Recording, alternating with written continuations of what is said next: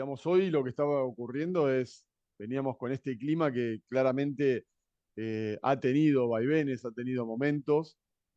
Arrancamos mal con el clima, después tuvimos un periodo que llovió, un par de semanas que llovió, sobre fines de junio. Después volvimos a tener en julio un clima, digamos, ya más para mediados de julio, un clima seco de nuevo, y ahora tenemos un periodo para agosto que vuelve a mostrar lluvias un poco por encima de lo normal, con temperaturas algo más frescas. Eso impacta más que nada en el caso de la soja, que está en su periodo crítico de los cultivos. Entonces, bueno, el mercado sigue teniendo como lo que es la parte del mercado climático americano como una variable muy importante. Recordemos que este viernes sale el reporte del USDA mensual de oferta y demanda mensual y estadounidense y a nivel mundial, pero obviamente todo está enfocado a lo que pueda decir el USDA respecto de los rendimientos, tanto de maíz como de soja. En general, digamos, hay un consenso que los rendimientos van a bajar un poco. Ya lo hizo en el caso del maíz en el reporte de julio, no así con la soja. Y se espera que en este caso, en el reporte de agosto, también vuelva a bajar de nuevo los rendimientos de maíz y un poco los rendimientos de soja. Así que vamos a ver, hay mucha expectativa respecto de ese tema. Como siempre, el USDA por ahí también puede toquetear un poco la cuestión de la demanda de exportación sobre todo, como para que los stocks y la relación esto-consumo no bajen demasiado. En ese contexto, nosotros acá en Sudamérica, particularmente en la Argentina, los precios no mueven. O sea, la soja vale, digamos, lo mismo, 325, $330, mientras Chicago subía a $80, acá prácticamente no se movía el precio. Cuando Chicago aflojó un poco, ahora estos últimos días con estos pronósticos de un poco más de lluvias, tampoco acá se movilizó demasiado el precio. Y me parece a mí que tiene que ver de nuevo, ¿no?, con esto de que el mercado está entendiendo que Chicago sigue siendo un mercado de referencia.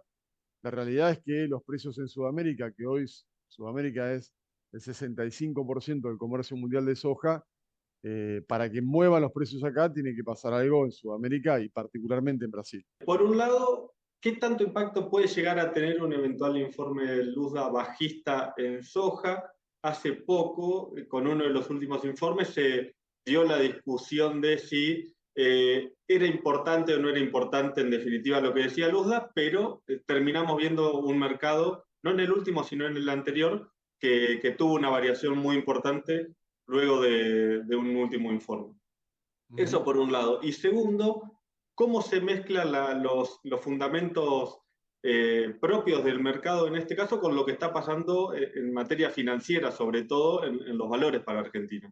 En el primer caso, por supuesto, yo creo que hay muchos que no creen lo que Luzda dice, pero en definitiva el mercado se rige por el reporte de Luzda, porque como decimos siempre es el único reporte a nivel global que es gratuito, entonces todo el mundo puede acceder a esa información de forma libre.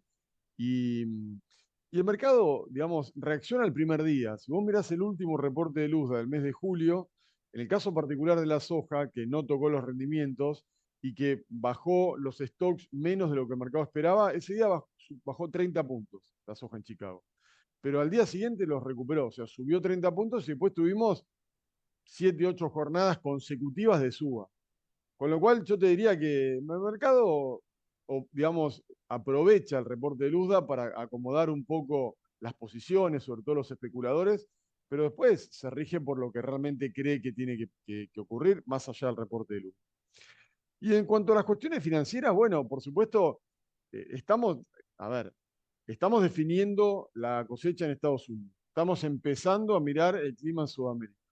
Dentro de ese contexto tenemos una guerra entre Rusia y Ucrania, que encima ahora Ucrania ha bombardeado el puerto de Novorossiysk en Rusia, ha hundido un buque petrolero, con lo cual el problema es mucho más grave que al principio, porque al principio, bueno, por ahí los puertos de Odessa, de Mykolaiv en Ucrania estaban, digamos, sin uso porque habían sido bombardeados. Después se fija un corredor marítimo seguro que ahora está cerrado.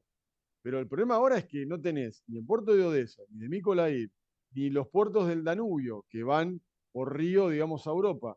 Pero también hoy está en duda si Rusia puede exportar a través del Mar Negro, sobre uno de los puertos más importantes, en la medida que Ucrania puede, digamos, bombardear o tomar como blanco esos buques que van al puerto de Novorossiysk.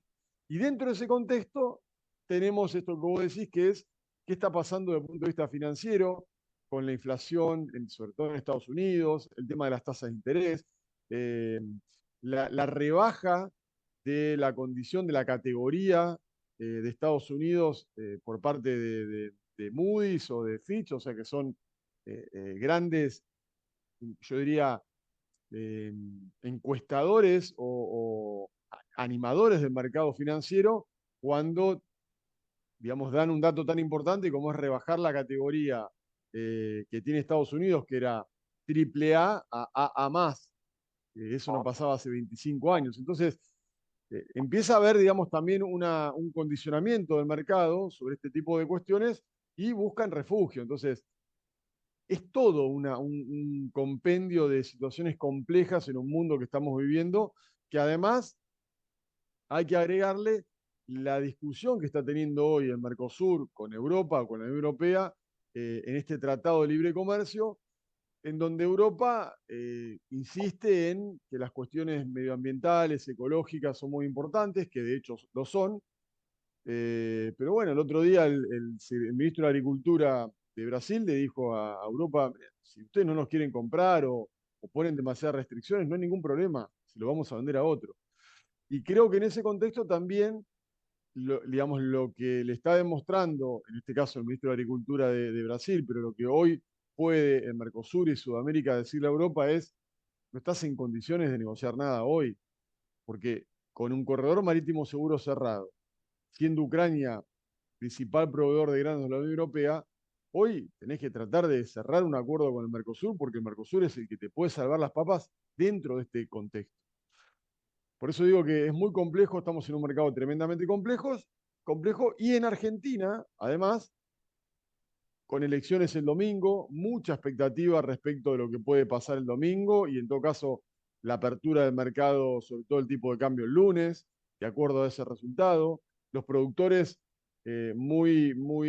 más allá de que tenemos un programa de incremento exportador nuevo que involucra al maíz y se ha vendido mucho maíz, se ha vendido girasol aprovechando los precios, la realidad es que hoy hay mucha reticencia viendo a ver qué pasa el domingo. Entonces, es muy difícil realmente tomar decisiones en un mercado tan complejo a nivel internacional, también a nivel local. Te pararas y miraras el mercado como tendencia, ¿no? Lo que son los valores de la próxima campaña, sobre todo de la gruesa, porque el trigo la tenemos un poco más cerca, aunque se va a cosechar con otro gobierno. Si te pararas hoy y miraras los valores de la cosecha 24, ¿son buenos, son malos, son para ilusionarse? No, digamos, hay varios parámetros que podemos tomar ahí para ver si los precios son buenos o no. Un parámetro es la paridad, ¿no? O sea, miro los precios internacionales, veo cómo es la paridad habitual de los valores FOB respecto al mercado de referencia, que es Chicago, que hoy está en discusión, ¿no? Si son, o sea, no está en discusión Chicago como mercado de referencia, pero sí los premios o los descuentos que habitualmente tenemos. Pero si tomamos las situaciones habituales, yo te diría que hoy eh, el maíz nuevo, tanto el primicia como el tardío, se está pagando paridad, un poquito arriba de la paridad, sobre todo el primicia. En el caso del trigo, estamos un poco por debajo, $5, $7 por debajo de la paridad. Y en el caso de la soja, estamos entre la paridad de lo que es la exportación de grano tal cual y la paridad de la industria. Estamos ahí en el medio. Desde ese punto de vista, los valores no son malos. Después hay que ver si son rentables, ¿no? De acuerdo al análisis que hace cada productor de su margen, en función del rendimiento que tiene, los costos y estos precios, si el precio es rentable o no. Por supuesto, falta un montón, falta terminar de definir la cosecha en Estados Unidos, eh, todo lo que es el mercado climático sudamericano, arrancando por un año niño que hoy está definido, y la realidad es que la correlación que hay entre los niños y las producciones de soja en Mato Grosso, y digamos, no son muy buenas, ¿no? pensando en niño para la zona central de Brasil, la correlación no es muy buena. Así que falta un montón todavía. Yo lo que creo es que el productor lo que tiene que hacer es, acá lo que está cambiando son esos tiempos que nosotros teníamos muy definidos. Por ejemplo, julio-agosto, mercado climático estadounidense que generaba oportunidades, o diciembre-enero, que te genera oportunidades también por el mercado climático sudamericano. Bueno, yo creo que hoy Brasil, con la vorágine de exportación, de producción y de comercialización internacional que tiene, claramente lo que está cambiando son esos modelos. Hoy no tenemos esos parámetros digamos, cronológicos en el año donde vos decís, bueno, este es un momento de oportunidades. Pueden estar en cualquier momento y pueden no estarlo en los momentos habituales, con lo cual, como yo digo, ¿no? Hay que estar mucho más atentos, eh, esperando y agazapado, esperando las oportunidades, pero cuando se dan, hay que tomarlas. Y por supuesto, como no sabemos cuándo se van a dar durante el año, las estrategias comerciales que se usen, digamos, una palabra que está trilladísima, ¿no? Porque yo digo, hay que utilizar estrategias comerciales flexibles. Bueno, las estrategias comerciales hoy más que nunca tienen que ser flexibles, porque no tenemos momentos, no tenemos parámetros como teníamos antes, en un contexto de mercado tremendamente complejo por la cantidad de variables que hay, ¿no?